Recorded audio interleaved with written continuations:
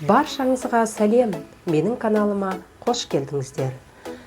Бүгінгі видеода сіздермен мата қалдықтарынан мозаика құрағын құрап үйренетін боламыз.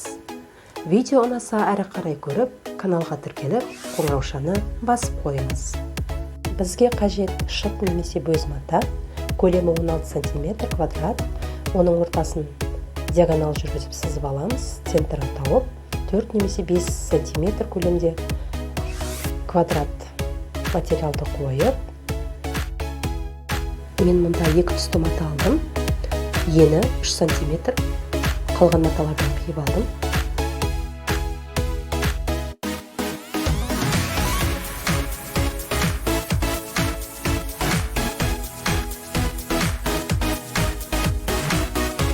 Енді шыт матамыздың ортасына қойып, 4 бұрышты матамызды айналдырып, тік шығамыз.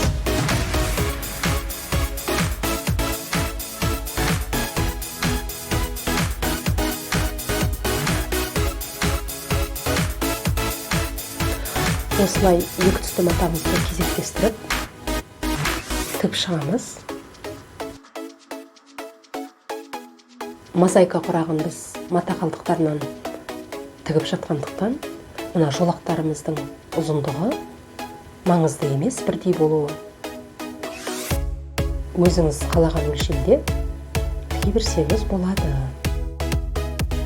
Және де бұл жаңадан құрап үйреніп жүрген тігіншілерге өте қолай. Өлшем алып, бірдей болды ма деп қарап отырмайсыз. Осылай айналдырып тіге бересіз.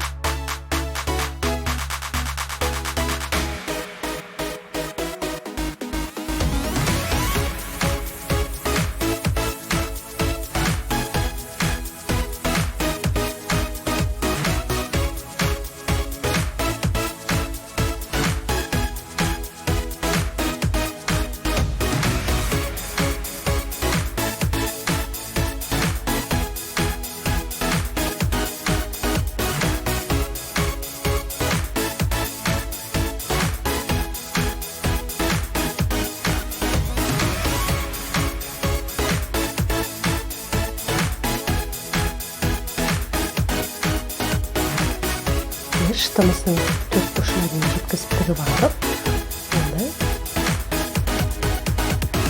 осылай үстінен бастырып тігіп шығамыз.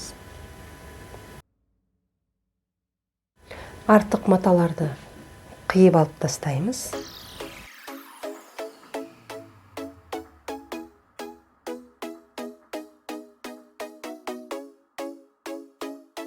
Мінекей, құрағымыз да дайын.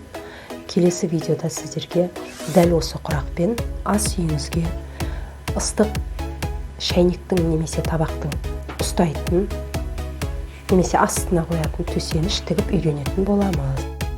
Ол видеоны жіберіп алмау үшін және бірінші көруіңіз үшін каналға тіркеліп, қоңыраушаны басып қойыңыз.